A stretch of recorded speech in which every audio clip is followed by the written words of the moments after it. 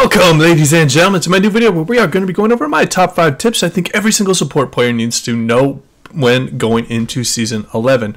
Now, my goal behind this video is to give you a better understanding of the role as well as a better understanding of the game as a whole. I'm going to put timestamps at every single point of the video. They're going to be up top as well as down below. The scrolling bar is going to be segmented into the different tips. If you want to contact me directly with any questions, I'm going to put a pinned comment down below with a link to my Discord. Feel free to send me any messages there. I'm a bit limited with this format, only doing 5 tips, so if you are an experienced support player, please help out other people that might stumble across the video and comment your tips down below. And with all that out of the way, let's jump into tip number 1. Alright, in getting into tip number 1, we are going to cover roaming. So before we even look at roaming, how you want to look to take a very successful roam is you want to have your allied minions pushed into the enemy tower in the bot lane. This is going to allow your ADC to get completely out of trouble. All that's going to be happening is he can wait at his own tower while you're going around roaming and the minions are pushing to him. This is going to give you just enough time to roam to a lane and hopefully get off a successful gank. You're going to want 3 different items to pull off a successful gank. Boots are going to be the absolutely most important item that you can get if you are looking to play a heavy roam style, because it is more important to have movement speed and get there at the moment that you need to than maybe an extra 20 ability power from an amplifying tome or maybe an extra long sword or ruby crystal. So always prioritize boots whenever you can when you are playing support. You are going to want to do a couple of different things. If you can get any kind of deep vision, this is going to really enable your team. If your allied top laner sees the enemy jungler down here in the bot lane, he knows that he can take an all-in if he is in a winning lane, and your allied jungler knows that he won't get counter ganked in those different positions when he is spotted. So whenever you can, look to get deep vision on the enemy jungler, because this is going to be the quickest way to snowball a lane. Now, next, you definitely want to have an oracle lens, just so you know when you are spotted or not, and if you can keep continuing with the gank. If there is a yellow ward right here and you're passing through it and you're not doing the sweeper, they know to just back off, and essentially you're wasting your time and putting your ADC in greater jeopardy, because they know he is all by himself and he is generally a lower level champion because he has to share experience with you. So always get control wards, always grab boots, and always grab oracle lenses, and this is really going to provide you with a great way to roam.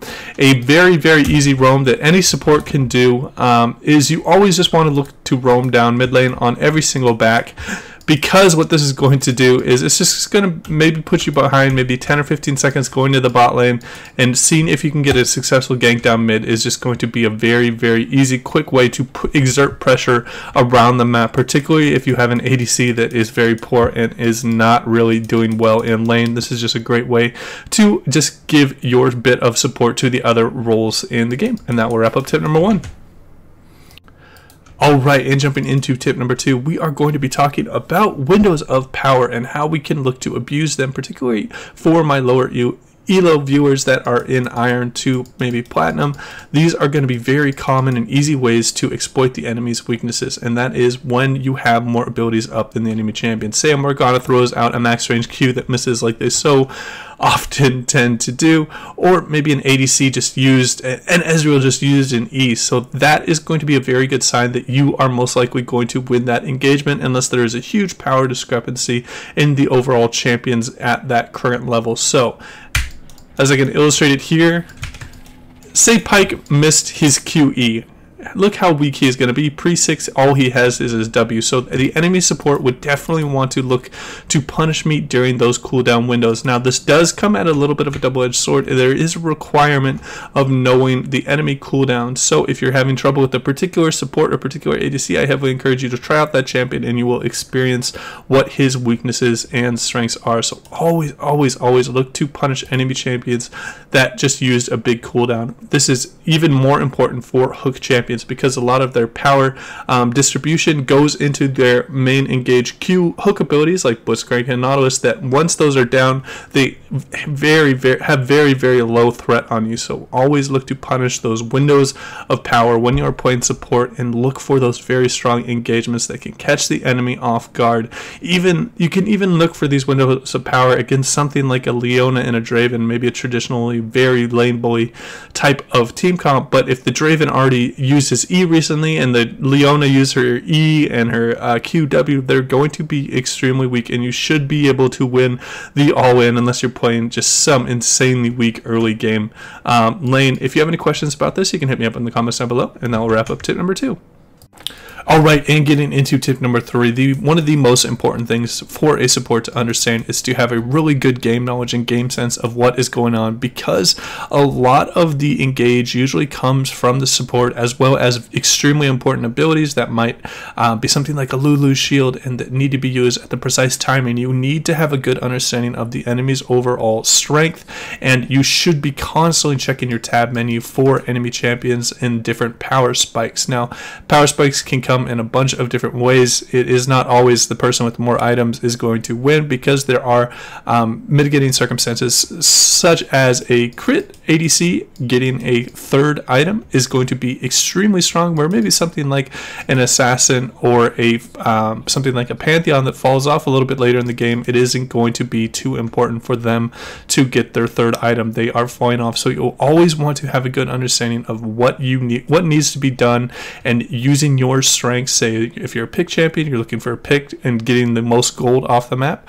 Maybe you're a support S champion that provides the allies with a bunch of shields. You want to be looking for high enemy burst abilities that are going to be coming out, something like a Fizz ultimate or a Zed ultimate, and saving your high impact defensive abilities for that. So always have a good understanding of what you need to be doing in the support role before the team fights happen, just so you don't have to make up everything on the fly. You should always be like, hey, I need to be standing behind these people, I need to be in range to shield my ally, I don't want to be too close to that ally because I don't want us both to get CC'd at the same time.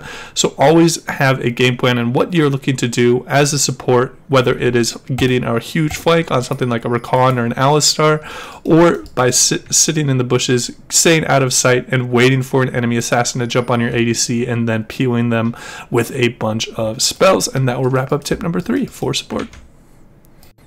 Alright, and getting into tip number 4, we are going to go over vision. Now, the first thing that I want you guys to have a really good understanding of is the current line of scrimmage, and that is where you should be keeping your control wards at constantly.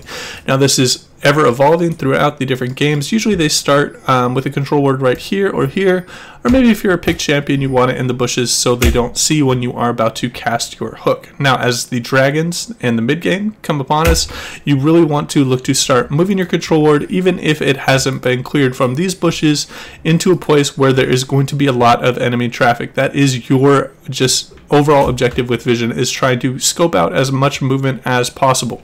And if you are ahead, you can start pushing your wards a little bit farther into the enemy jungler to allow picks to go off. And if you're falling behind a little bit and people are starting to die and you're starting to get invaded a bit more, you want to start moving your vision wards a little bit back. So you always want to have a good understanding of what is going on in the current game state and where you should be placing your wards dependent on what is going on in the game. And then obviously for objectives, this is really your responsibility, particularly in the low elos where you're going to get very little help with vision. You should look to place some wards around the objectives just to make sure that the enemy isn't trying to sneak it on you. And as you can see right here, a ward right here can be very helpful, spotting out enemies that might be looking to Baron, and it is very rarely swept over there, and it is going to usually be out of sight of the really common control wards that might be placed in the Baron pit. And that will wrap up tip number 4. Alright, and for this final tip, I'm going to talk about something that is going to be very high risk, high reward that I've started doing on particular support picks against particular enemy junglers. And these are the circumstances that are required for me to do this. I look to invade the enemy jungler and pressure him out when they have a very unhealthy clear. Champions with unhealthy clears are going to be things like Kha'Zix that take a lot of damage from the jungle minions and are rather squishy. This is when I look to invade, obviously when my lane is pushed up, and look to pressure maybe level 3 to 4 is when I look to pressure them around wherever I think that the enemy jungler is, and using the power of both my Ignite and my very strong early game abilities. So champions that I look to commonly invade on are things like Brand or things like a Morgana that can throw out a relatively safe type of combo from range, and if it lands, to just all in, use my Ignite and really pressure the enemy jungler. Now this is going to do a couple of things. It's going to enable your ally jungler to know that he's not getting invaded and do his clear as he wants, and it's going to put the enemy jungler behind, and he's going to start focusing more on camps and catching up in levels as opposed to just spam ganking your allies. So whenever you are able to pressure out a enemy jungler, this is going to be a very good situation. Now, key enemy junglers that you should never look to invade against are things like an Elise are going to be able to pick and just absolutely destroy you, and then things that are tanky like an Olaf and can sustain up quite a bit after you have done your burst combo are just going to be able to absolutely destroy you. So look for kind of the weaker champions in the early game, things like Amumu, things like Sejuani, things like Kha'Zix that get low in the jungle, where you can really look to punish the enemy. Essentially, you're looking for weaker earlier game champions that might be level 6 dependent or might be item dependent, and really put them behind. This is just one of the most disgusting things you can pull off as a support, and really just change the tides of battle, because in my opinion, the jungler is the most influential role in the game. So the more that you can put the enemy jungler behind and the more you can put yours ahead, the better. So always look for these different kinds of plays. If you have any questions about this tip and when you should, if you want to like list me your champion pool, I can tell you like what good levels you would want to look to invade on and what kind of enemy junglers you might do well into. Now again, this is an extremely high risk, high reward. You might get flamed quite a bit by your team asking you why you are trying to 1v1 the jungler, but when it is effective, it can just straight out win quite a bit of games for you. Alright guys, and that will wrap up my final tip for supports in Season 11. If you guys have any questions for me, you can hit me up in the comments down below, and as always, take it easy.